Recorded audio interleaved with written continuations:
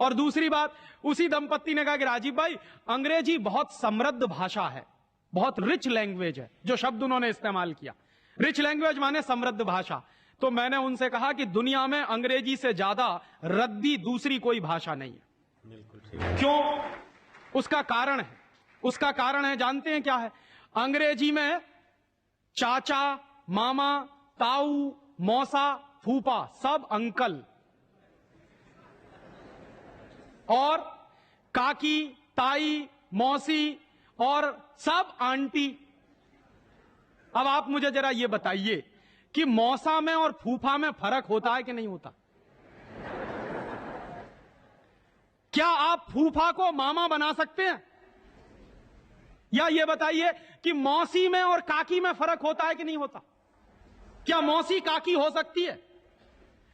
दुनिया की जिस भाषा में रिश्तों को कहने के शब्द ना हो, वो सबसे रद्दी भाषा है। बिल्कुल ठीक। हमारे यहां हिंदुस्तान में जितनी भाषाएं चलती हैं, हर भाषा में परिवार के रिश्तों को कहने के लिए विशेष शब्द हैं। वहां नहीं है। वहां क्या है? सब इन लॉज हैं, चाहे वो लड़की वाले हों चाहे लड़के वाले हों। पता ही नहीं चलता कि ये लड़के वाले इन लॉज हैं कि लड़की वाले इन लॉज। या तो सब अंकल हैं या तो सब आंटी हैं। क्यों है ऐसा? क्योंकि अंग्रेजी भाषा में रिश्तों को कहने के लिए शब्द नहीं है। कारण क्या है? अंग्रेजी भाषा में शब्दों की बहुत कमी है। और अंग्रेजी भाषा में शब्दों की कितनी कमी है?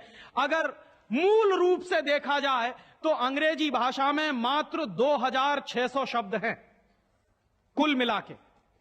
और दुनिया की तमाम भाषाओं से जो उधार लिया है अंग्रेजों ने, फ्रेंच भाषा में से लिए हैं, जर्मन में से लिए हैं, इटालियन में से लिए हैं, लैटिन में से लिए हैं, तो तमाम भाषाओं से जो उधार लिए हुए शब्द हैं वो मिला दिए जाएं तो कुल मिला के बैठते हैं 12,000। अंग्रेजी के मूल शब्द हैं 2600 और बाकी के शब्दों को मिला दें तो कुल बैठते हैं 12,000। अब आप हिसाब लगाइए, अंग्रेजी में कुल मिला के 12,000 शब्द हैं। गुजराती में आपको मालूम है कितने शब्द हैं? गुजराती भाषा में 40,000 से ज्यादा शब्द हैं। अब आप मुझे यह बताइए कि अंग्रेजी बड़ी हुई कि गुजराती? तो काहे को नहीं पढ़ाते अपने बच्चों को गुजराती में?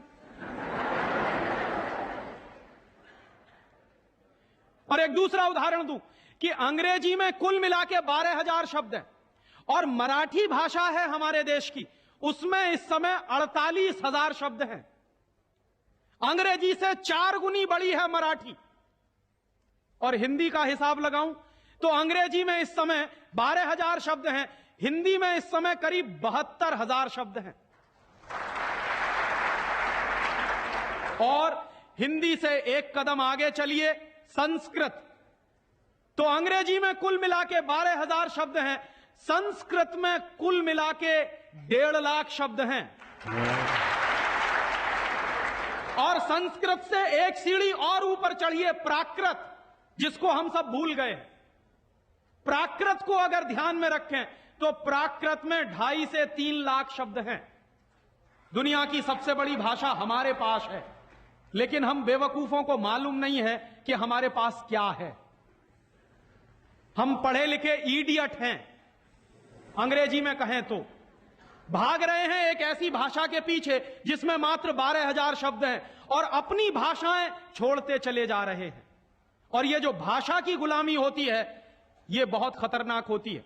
जो आदमी अपनी भाषा बदल सकता है, वो किसी दिन अपनी मां भी बदल सकता। और ये मैं बहुत गंभीर बात कह रहा हूं। आपको कुछ दिन के बाद इस देश में कॉन्वेंट्स में से पढ़कर निकले हुए बच्चे ये कहते मिलेंगे कि वो कहते हैं ना, कॉन्वेंट के बच्चे, उनको तो हर चीज इंपोर्टेड चाहिए। Imported car, imported pen, imported pencil, imported television, imported refrigerator. अभी कुछ दिन के बाद कहेंगे कि अब हमको इंपोर्टेड मम्मी पप्पा भी चाहिए, क्योंकि आपकी शक्ल उनको अच्छी नहीं लगने वाली। वो तो जो भाषा पढ़ रहे हैं उसके संस्कार ले रहे हैं। तो अंग्रेजी पढ़ रहे हैं तो अंग्रेजी के संस्कार ले रहे हैं, और अंग्रेजी के संस्कार तो अंग्रेजियत के संस्कार हैं। और अंग्रेजियत के संस्कार में तो मां और बाप की इज्जत करने की बात उनको कभी सिखाई नहीं गई है। वो तो आपको भी 2 कौड़ी का मान के फेंक देने वाले। और दुर्भाग्य से यही होता है। कॉन्वेंट स्कूल से निकले हुए बच्चे जितनी गाली अपनी मातृभाषा को देते हैं, अपनी संस्कृति को देते हैं, अपने परिवार को देते हैं, उतनी शायद कोई नहीं देता। तो मैकॉले जो कहा करता था वो बात आज हमको दिखाई देती है कि कॉन्वेंट में पढ़कर निकलेंगे बच्चे तो ये शरीर से हिंदुस्तानी होंगे, दिमाग से अंग्रेज होंगे।